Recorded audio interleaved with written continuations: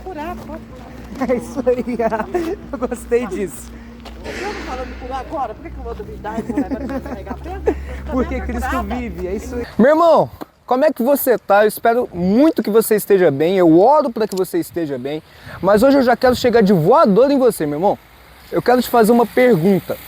Como você viveria os seus dias sabendo que Cristo ressuscitou dentre os mortos? Como você viveria os seus dias nessa terra, sabendo que Deus se fez homem, andou nessa mesma terra, que morreu, pagou o preço pelos meus, pelos seus pecados, mas ressuscitou no terceiro dia? É sobre isso que a gente vai falar hoje, meu irmão. Hoje, meu irmão, eu quero falar sobre a vida de Pedro. Porque, cara, Pedro, ele foi um discípulo de Jesus incrível, mano. Incrível. Ele viveu maravilhas incríveis ao lado de Cristo. Ele viu o pão se multiplicar, ele viu demônios serem expulsos, ele viu o paralítico andar, ele viu o morto ser ressuscitado, ele andou por cima das águas. As únicas pessoas que andou por cima das águas foi Pedro e Jesus, claro. Mesmo assim, ele viveu isso. Só que tem um momento que na história de Pedro e na história de Jesus, que Jesus é preso. E esse mesmo Pedro que dizia que não iria abandonar Cristo, agora ele se vê em um momento de medo. E nesse momento de medo, ele nega a Cristo 3 vezes. Eu tenho certeza que você já deve ter ouvido falar dessa história em algum momento. Só que acontece uma coisa muito louca na vida de Pedro, brother. Porque esse mesmo Pedro que fugiu, agora ele tem um encontro com Cristo novamente, mas agora com Cristo ressuscitado. E quando ele tem um encontro com Cristo ressuscitado, vai dizer a palavra de Deus lá em Atos, que depois desse encontro, Pedro foi pregar. E na sua primeira pregação, meu irmão, primeira pregação, 3.000 pessoas se convertem através da pregação de Pedro. Cara, isso é muito louco, brother. Isso é muito louco. O que mudou desse Pedro que fugiu para esse Pedro que foi pregar e 3.000 pessoas se converteram? O que gerou essa convicção, essa ousadia, esse poder para Pedro viver os seus dias entregando a sua vida em prol da causa do Evangelho? O que Pedro viu? O que Pedro viu foi o Cristo ressurreto. Você tem noção do que a gente acredita? A gente acredita em um Deus que se fez homem, e esse homem veio e está vivo há mais de 2.000 anos. 2.000 anos, 2 milênios. Você tem noção disso? Pedro viu o Cristo ressurreto. A partir do que Pedro viu de Cristo, venceu a morte, ele vive a sua vida de uma forma totalmente ousada, totalmente devota, totalmente entregue para o Evangelho. Tem uma frase que eu gosto muito que diz o seguinte: se o Evangelho for uma mentira, então é a maior mentira que existe. Mas se for verdade, é a maior verdade que existe. Não dá pra gente ser nulo nisso. Não dá pra gente ficar em cima do muro. Ou é mentira ou é verdade. Se for mentira, a gente não pode ficar nulo. A gente tem que dizer pro mundo inteiro que é uma mentira, porque o mundo está acreditando numa mentira. Mas se for verdade, é a maior verdade que existe. E a gente precisa ir por todo esse mundo pregando o Evangelho, porque é a maior verdade que existe. E qual verdade é essa? Cristo ressuscitou dentre os mortos, Cristo vive. E se Cristo vive, meu irmão, o que ele disse é verdade. Sabe, C.S. Lewis, ele dizia o seguinte: ou Cristo é quem ele diz que ele é, ou ele é um lunático, ou ele é um mentiroso. Agora, se ele não é um lunático, se ele não é um mentiroso, então ele realmente é o Filho de Deus. E com essa convicção, meu irmão, porque talvez você sabe disso, talvez você já ouviu isso em algum lugar, talvez você reconhece isso, mas será que você tem a convicção? Será que você tem a verdadeira fé, sabe? A fé é a certeza, é a convicção daquilo que a gente não vê, é a certeza daquilo que se espera, como vai dizer Hebreus. Você tem essa certeza? Você tem essa convicção? Se você tiver essa convicção, meu irmão, se você tiver essa certeza, eu te garanto, brother, que você vai viver a sua vida de uma forma totalmente diferente. O que isso implica? Implica que se Cristo vive, então Ele cura. E se Cristo cura, então eu vou orar pelos enfermos.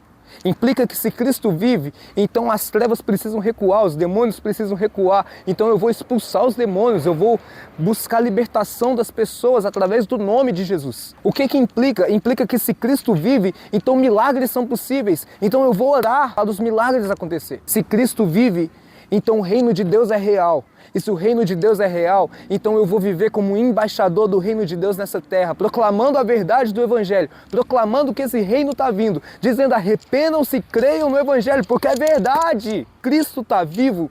Entenda uma coisa, a gente não tem um potezinho de cinza para visitar, A gente não tem um túmulo, a gente até tem um túmulo para olhar e ver que não tem nada lá. Mas a gente não tem ossos para pegar e falar, olha, os ossos do meu mestre. Olha aqui a sepultura, ele foi enterrado aqui e está ali. Olha aqui a cinza de Jesus. Não. Sabe por quê? Porque Cristo vive. Ninguém morreria por uma mentira. E esses apóstolos, esse mesmo Pedro que fugiu diante da morte, é esse mesmo Pedro... Isso queria aparecer no vídeo. Esse mesmo Pedro que fugiu diante da morte, é esse mesmo Pedro que vai ser crucificado de cabeça para baixo, afirmando que viu Cristo ressuscitado. O que aconteceu, brother? A convicção de que Cristo está vivo. Como eu disse, ninguém morreria por uma mentira. E Paulo, ele não acreditava nos cristãos. Paulo, ele perseguia os cristãos, na verdade. Mas agora ele tem a visão do Cristo ressurreto e a vida vai passando, ele se torna o maior missionário depois de Jesus, que talvez que o Evangelho já viu. 13 dos 27 livros do Novo Testamento, Paulo que escreveu. E agora Paulo, ele é decapitado, afirmando que esse Cristo, que antes ele perseguia, ele ressuscitou dentre os mortos. É verdade, não é só uma seita, não é um conto de fadas, não é uma mitologia. Cristo está vivo, meu irmão. E se Cristo vive, ele vive hoje. Ele vive para sempre. Ele venceu a morte, venceu o pecado, venceu o inferno, venceu o nosso ego. Então a gente pode viver a nossa vida com a convicção de que ele é real. E se a gente tem essa convicção, coisas como essa vão acontecer. Tudo bem? Queria falar com vocês um minutinho.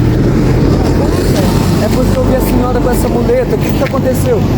Ah, mas isso é muito problema. É muito problema.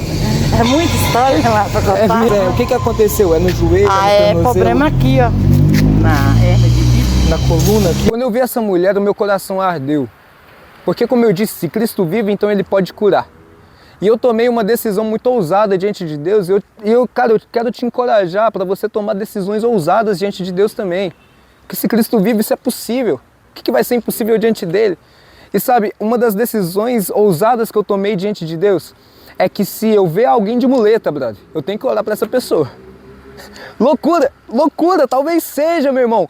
Mas o Evangelho é uma santa loucura, brother. Então tome decisões ousadas diante de Deus. Eu tomei essa decisão e eu fui atrás dessa mulher. Chegando nessa mulher, eu abordei ela, como vocês viram aí no vídeo. E eu falei, olha, hoje é seu dia de sorte. Sorte não, porque eu não acredito em sorte, eu acredito em Cristo. E veja, eu quero que você entenda que a cura, ela não foi o principal, porque essa mulher foi curada. Olha o trecho dela sendo curada aí. Eu posso orar por você? Pode. Tá, licença. Senhor, em nome de Jesus, nós oramos pela vida do Pai. Que no nome de Jesus, ela seja curada nesse momento. Hérnia de disco seja repreendida no nome de Jesus. Coluna volte ao normal em nome de Jesus. Músculos voltem ao normal em nome de Jesus. Ossos voltem ao normal. Nervos voltem ao normal em nome de Jesus. Senhor, nós agradecemos pela cura que o Senhor fez na vida do Pai. Em nome de Jesus, se ela sente alguma dor, que seja repreendido nesse momento. Em nome de Jesus. E que ela seja curada, Pai. Em nome de Jesus. Amém. Agora, Aqui assim, doendo demais. Senhor, em nome de Jesus, que ela seja curada de qualquer dor que ela está sentindo nesse momento. Que todas as dores nesse momento, pela autoridade que existe no seu nome, se ela seja curada. E nós te agradecemos pela cura que o Senhor fez na vida dela, Pai. Em nome de Jesus. Amém. Eu tô curado, pode. É isso aí, eu gostei disso. Eu não falando de curar agora, por que eu vou duvidar e vou levar pra carregar pedra? Porque Cristo vive, é isso aí. Essa mulher, ela foi curada, mas a cura não foi o principal. Já fazia 4 anos que essa mulher não ia numa igreja, porque desprezaram a filha dela. Essa parte eu preferi cortar do vídeo, porque ela contando essa história mais pessoal.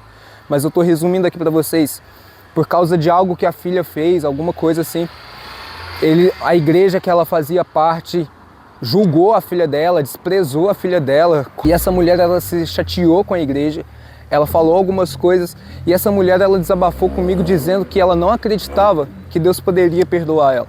Porque ela falou algumas coisas muito terríveis, segundo ela mesma, muito ruins sobre a igreja. E sabe, meu irmão, o propósito nunca é só a cura. O propósito é encontrar os perdidos. O propósito não é apenas curar e pronto, não. O propósito é o evangelho ser proclamado, o reino de Deus ser estabelecido. Então eu fui conversando com aquela mulher e fui falando do evangelho para ela. E sabe, ela já conhecia o evangelho, ela já conhecia as palavras, mas estava chateada. Dizia que não sentia o perdão de Deus. Deixa eu te dizer uma coisa, volta para casa. Jesus só te parou nesse momento para ele te dizer o quanto que ele te ama, Amém. o quanto que ele se importa com vocês. Eu só queria assim que Deus me perdoasse. Porque eu não sinto perdoado. Mas naquele dia, algo aconteceu. Naquele dia, o evangelho alcançou ela de novo. E isso importa, meu irmão. Isso importa. Sabe, eu quero te encorajar a tomar decisões ousadas diante de Deus. Eu quero te encorajar a tomar decisões que realmente você precisa exercitar a sua fé. Eu quero te encorajar a ter a convicção de que Cristo está vivo. E se Cristo vive, então tudo é possível para aquele que crê, meu irmão. Eu quero te encorajar a viver pela fé, porque como vai dizer Romanos, o justo viverá pela fé. Então deixa eu te dizer uma coisa, brother. Era loucura Pedro dizer para um paralítico, eu não tenho prata nem ouro, mas o que eu tenho te dou, levanta-te e anda no nome de Jesus. E o paralítico andar. Mas o mesmo Deus que agiu naquela época é o mesmo Deus que age nessa geração. Cristo está vivo, tenha essa convicção. E a partir disso, toda a sua vida será transformada. No nome de Jesus. Bom, era isso que eu queria relatar para você hoje. Se inscreve aí no canal, ativa o sininho, compartilhe com seus amigos, compartilhe com a sua igreja, compartilhe com os perdidos, porque o reino de Deus está sendo estabelecido nessa terra. E as pessoas precisam saber disso. Deixa o seu comentário, deixa o seu gostei e a gente se vê no próximo vídeo. Valeu!